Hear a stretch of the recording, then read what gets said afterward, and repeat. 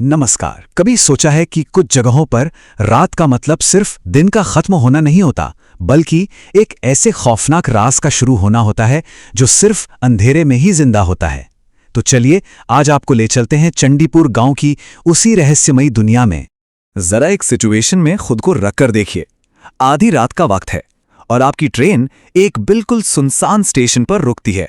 दूर दूर तक कोई नहीं, बस घना अंधेरा और एक ऐसी खामोशी जो दिल दहला दे। क्या करेंगे आप ऐसे में? और ठीक यहीं से हमारे कहानी का हीरो सुमित इस अंधेरी रात में अपना सफर शुरू करता है। पर उसे ये बिल्कुल अंदाजा नहीं था कि ये सफर उसकी जिंदगी का सबसे बड़ा इम्तिहान बनने वाला है। रात के 12 बज चुके थे। दूर कहीं से कुत्तों के रोने की एक अजीब सी मनहूस आवाज आ रही थी और इसी सन्नाटे को चीरती हुई एक ट्रेन चंडीपुर के वीरान स्टेशन पर आकर रुकी। यहां इतनी शांति थी कि अपनी ही सांसों की आवाज सुनकर डर लग जाए। उस ट्रेन से उतरने वाला अकेला इंसान था सुमित। उसके चेहरे पर चिंता और डर दोनों साफ साफ दिख रहे थे। देखिए, उसकी जेब में सिर्फ एक दवा का पैकेट नहीं था, बल्कि किसी की जिंदगी की उम्मीद थी जिसे उसे किसी भी हाल में पहुंचाना था।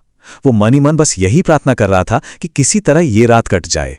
सुमित को जाना था सोनाजुरी गांव, जो स्टेशन से काफी दूर था, और वहां तक पहुंचने का सिर्फ एक ही रास्ता था, एक घना डरावना जंगल जो अपने अंदर पता नहीं कितने राज छिपाए हुए था। स्टेशन के ठीक बाहर उसे एक छोटी सी चाय की दुकान पर राजू नाम का एक आदमी मिला। सुमित एक उम्मीद लेकर उसके पास गया, लेकिन राजू की बातें मदद से ज्यादा एक अजीब सी चेतावनी लग रही थीं। ऐसा लग रहा था जैसे वो कुछ ऐसा जानता था जो वो बता नहीं सकता। राजू ने सुमित को घूरते हुए कहा, रास्ते में कुछ भी दिखे या कोई भी आवाज आए, रुकना मत, और सबसे जरूरी बात, भूल कर भी पीछे मुड़कर मत देखना। अब ये कोई सलाह नहीं थी, ये तो एक सीधी सीधी चेतावनी थी। सवाल यह है कि आखिर उस जंगल में ऐसा क्या था जिसे देखने की सख्त मनाही थी। चाय वाले की उस चेतावनी को अपने दिल में रखकर सुमित जंगल के अंधेरे में आगे बढ़ गया। उसे यह एहसास तक नहीं था कि वो जंगल में नहीं, बल्कि एक जानलेवा जाल में कदम रख रहा है। और अब कहानी का सबसे खौफनाक हिस्सा शुरू होने वाला था। तभी घने कोहरे को चीरता हुआ एक पुराना खटारा सा ऑटो उसकी तरफ आता दिखा। उस भयानक अंधेरे में यह ऑटो देखकर सुमित की जान में जान आई। उसे लगा, चलो भगवान ने उसकी सुन ली। लेकिन ऑटो ड्राइवर ने जो कहा, उसे सुनकर सुमित के दिल में एक अजीब सी बेचैनी होने लगी।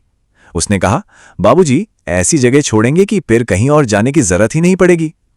इन शब्दों का असली खौफनाक मतलब सुमित उस वक्त नहीं समझ सका। कोई 20 मिनट चलने के बाद ऑटो घने जंगल के बीचों बीच अचानक रुक गया। ड्राइवर ने यह कहकर उसे जबरदस्ती उतार दिया कि आगे रास्ता बंद है, और इससे पहले कि सुमित कुछ समझ पाता, वो ऑटो तेजी से अंधेरे में कहीं गायब हो गया। अब सुमित उस भयानक जंगल में बिल्कुल अकेला था। जाते जाते ऑटो वाले ने सामने एक टूटे फूटे खंडर जैसे घर की तरफ इशारा किया था। सुमित को लगा कि शायद वहां कोई मदद मिल जाए, लेकिन वो जिसे अपनी उम्मीद समझ रहा था, वो असल में मौत का दरवाजा था, एक ऐसा जाल जहां से बाहर निकलना नामुमकिन था। जैसे ही सुमित ने घर के अंदर कदम रखा, दरवाजा एक जोरदार आवाज के साथ अपने आप बंद हो गया। अंदर वही ऑटो ड्राइवर और उसका साथी खड़े थे, लेकिन उनके पैर जमीन पर नहीं थे, वो हवा में झूल रहे थे। उनमें से एक हंसते हुए बोला, स्वागत है। यहां जो आता है वो अपनी मर्जी से नहीं, हमारी मर्जी से आता है। सुमित की तो रूह ही कांप गई। ये भोला और कालू नाम के भूत थे। और बस यहीं से असली खौफ शुरू होता है। वो दोनों भूत सुमित को हवा में उठा लेते हैं और उसके शरीर को किसी रबर की तरह खींचना शुरू कर देते हैं। सोचिए, सुमित को अपनी हड्डियां टूटी हुई महसूस हो रही थीं। वो उसे ठीक वैसी ही दर्दनाक मौत देना चाहते थे जैसी उन्होंने सालों पहले एक पुलिस वाले को दी थी। जब सुमित मौत के एकदम करीब था और उसकी सारी उम्मीदें टूट चुकी थीं, ठीक तभी उस अंधेरे में एक रोशनी चमकी। एक ऐसा फरिश्ता आया जिसने खाकी वर्दी पहन रखी थी। अचानक पूरा कमरा एक तेज नीली रोशनी से भर गया और एक ऐसी कड़कदार आवाज गूंजी कि पूरा खंडहर हिल गया। भोला और कालू, जो अभी तक शिकारी बने हुए थे, अब खुद डर के मारे कांपते हुए पीछे हटने लगे। ये आवाज किसी और के नहीं, इंस्पेक्टर दत्ता की थी। रोशनी के बीच से पुलिस की वर्दी में एक साया उभरा। ये इंस्पेक्टर दत्ता की आत्मा थे, जो आज भी अपना फर्ज निभाने के लिए वहां मौजूद थे।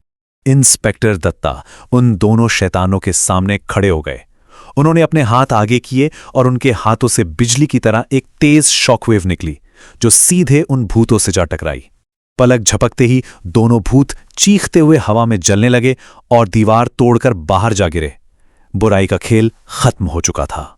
इस खौफनाक मंजर के बाद सुमित बेहोश हो गया। जब उसकी आंख खुली तो सुबह हो चुकी थी और वो खुद को राजू की उसी चाय की दुकान के बाहर एक बेंच पर लेटा हुआ पाता है। क्या वो भयानक रात सिर्फ एक बुरा सपना था? नहीं, वो कोई सपना नहीं था।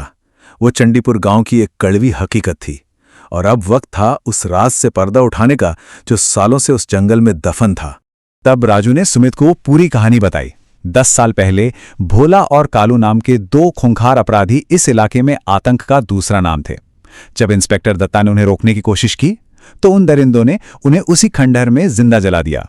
लेकिन कहानी यहां खत्म नहीं हुई। कुदरत का इंसाफ होना अभी बाकी था।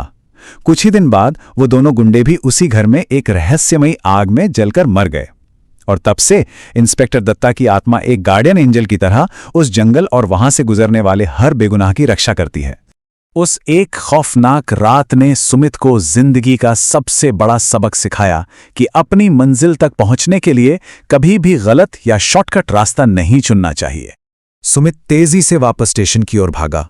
तभी उसे जंगल के किनारे धुंध में वही वर्दी वाला साया खड़ा दिखाई दिया। उस साय ने धीरे से अपना हाथ उठाकर सुमित को सल्यूट किया और हवा में गायब हो गया। ये इंस्पेक्टर दत्ता का एक खामोश वादा था कि वो अपना फर्ज हमेशा निभाते रहेंगे। ये कहानी हमें बताती है कि वर्दी और इंसानियत का फर्ज शायद मौत के बाद भी खत्म नहीं होता।